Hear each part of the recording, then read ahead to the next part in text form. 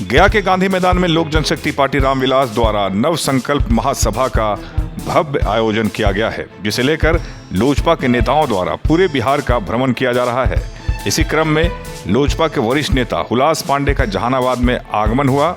इस मौके पर लोजपा नेत्री जिला परिषद की अध्यक्ष रानी कुमारी, लोजपा के जिला अध्यक्ष प्रिंस कुमार, डॉक्टर अजय कुमार सहित अन्य नेता व कार्यकर्ता मौजूद थे।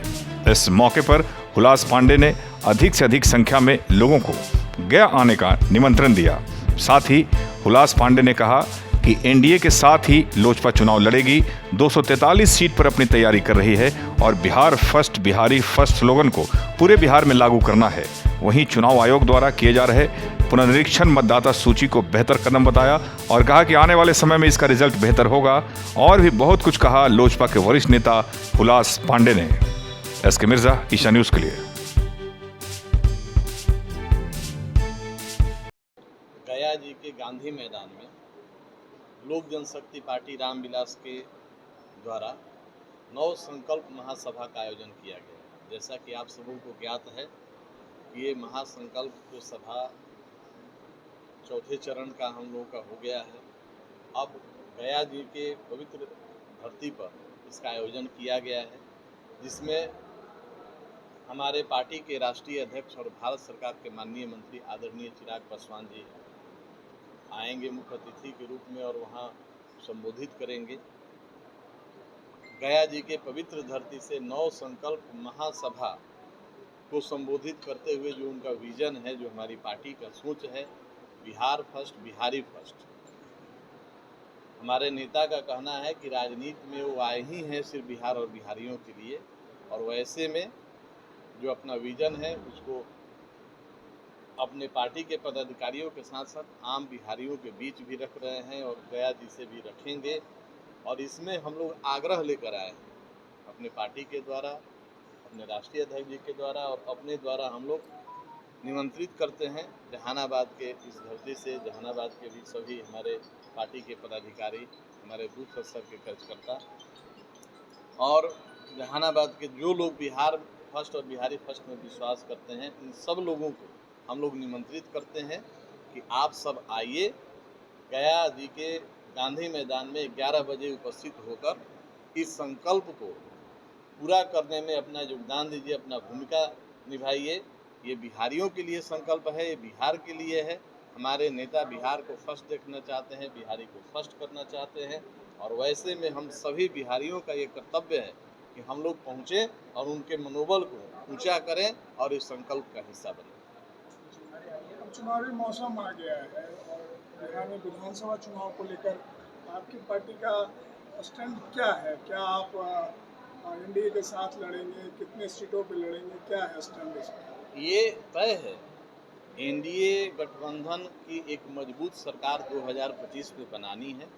हमारे राष्ट्रीय अध्यक्ष ने स्पष्ट किया है कि एनडीए की एक मजबूत सरकार बिहार में बनानी है और उसमें हमारी पार्टी लोक जनशक्ति पार्टी रामविलास की भी एक बड़ी भूमिका हो, अहम भूमिका हो। इसी के लिए हमारे राष्ट्रीय अध्यक्ष जी ने हमेशा कहा है कि 243 की 43 विधानसभा पर तैयारी रखना है। बूथ स्तर पर सभी पदाधिकारी कार्यकर्ता हमारे तैयार रहेंगे और एनडीए के जो प्रत्याशी जहां से उम्मीदवार लड़ेंगे, अपनी पार्टी के उम्मीदवार लड़ेंगे, उनकी जीत तो सुनिश्चित करनी ही करनी है।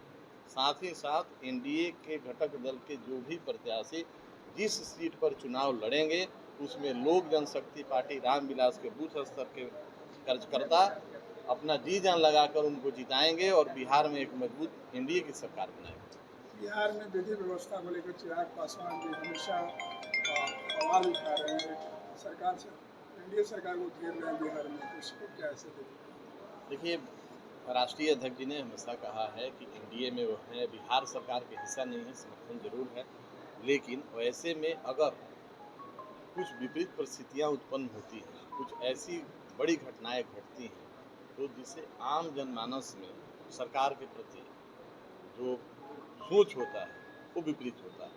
तो बिहार की जनता का जो मनोभाव है, बिहार की जनता जो सोचती है, उस भावना को, और प्रशासन को उन्होंने हमेशा कहा है कि इसमें प्रशासन की भूमिका होनी चाहिए। अगर आपराधिक घटनाएं होती हैं तो निश्चित रूप से कहीं ना कहीं प्रशासन की उसमें जिम्मेदारी बनती है। तो हमेशा हमारे नेता ने सुझाव दिया है कि प्रशासन मुस्तैद रहे और बिहार में ऐसी आपराधिक घटनाएं न घटें। बिहार में और अभी बिहार में विधानसभा का सत्र चल रहा है और केंद्र में भी लोकसभा और संसद का सत्र चल रहा है। सभी जगहों पे एसआईआर को लेकर के जबरदस्त विरोध है। क्या आप मानते हैं कि एसआईआर का जो प्रक्रिया है वो सही है या विरोध को किस तरीके से देखते हैं? देखिए, अब निर्वाचन आयोग एक स्वतंत्र एजेंसी है और उसने अब प्रक्रिया बनाया है, तो उस पर उंगली उठाना कहीं से जायज़ नहीं है। और जो लोग भी विरोध कर रहे हैं उनको ज्ञात होगा, उनको जानकारी होगी कि जो भारतीय नागरिक